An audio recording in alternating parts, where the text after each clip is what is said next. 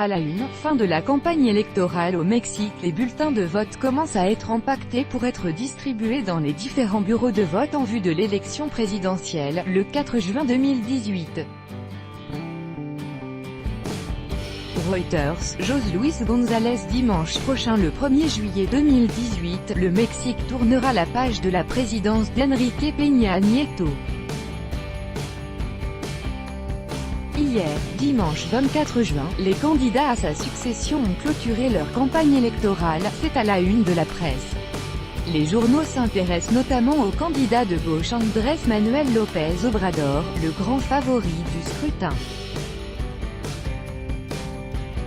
AMLO, comme l'appellent les Mexicains, a fait son dernier discours à Guadalajara, dans l'état de Jalisco. C'est à lire dans la Jornada. Le candidat a encore une fois promis d'en finir avec la corruption et la fraude électorale. Il a aussi rappelé que les sondages lui donnaient entre 25 et 30 points d'avance sur ses concurrents. Sûr de sa victoire, il l'a qualifié déjà d'exploit devant des milliers de sympathisants réunis. Des candidats sous protection policière. L'élection présidentielle à laquelle s'ajoute celle des gouverneurs et du Parlement ainsi que les scrutins municipaux se dérouleront dans un climat de violence sans précédent. Les autorités ont renforcé la sécurité des candidats. 214 d'entre eux seront placés sous protection policière. Une protection indispensable, car comme le rappelle le journal El Universal, 47 aspirants à des postes politiques ont été assassinés depuis septembre dernier. C'est l'état de Guerrero qui est le plus violent, d'après le journal, avec 14 candidats tués ces derniers mois. En tout, il y a 18 000 mandats en jeu, ce qui explique l'extrême violence qui accompagne ces élections, écrit El Universal. Avec le risque de dissuader les électeurs de se rendre aux urnes.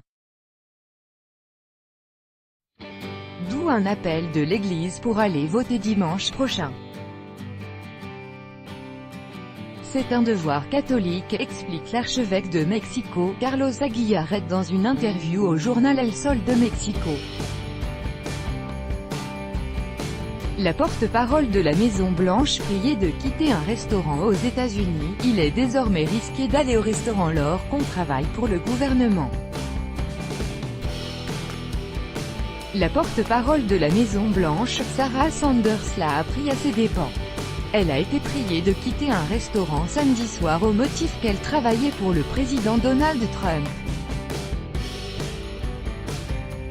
La propriétaire de l'établissement, Stephanie Wilkinson, a expliqué au Washington Post que, de son point de vue, la porte-parole servait une administration inhumaine et immorale, et qu'elle ne pouvait pas accueillir un défenseur des politiques les plus cruelles du président Trump.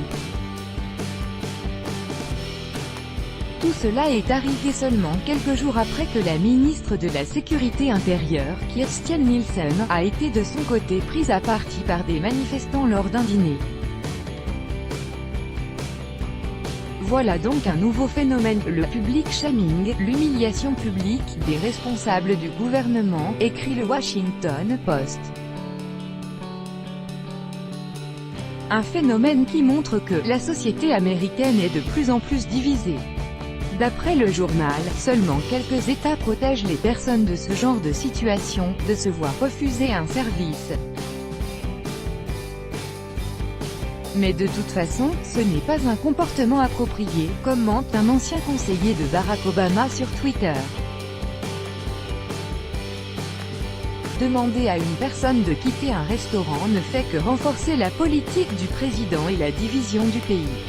Et une journaliste de Fox News de renchérir, c'est immature et stupide. Séparation des familles de migrants, que deviennent les enfants ? Alors que le président Donald Trump souhaite expulser les sans-papiers arrêtés sans passer par la case justice, le Washington Post publie un reportage sur les enfants déjà séparés de leurs parents.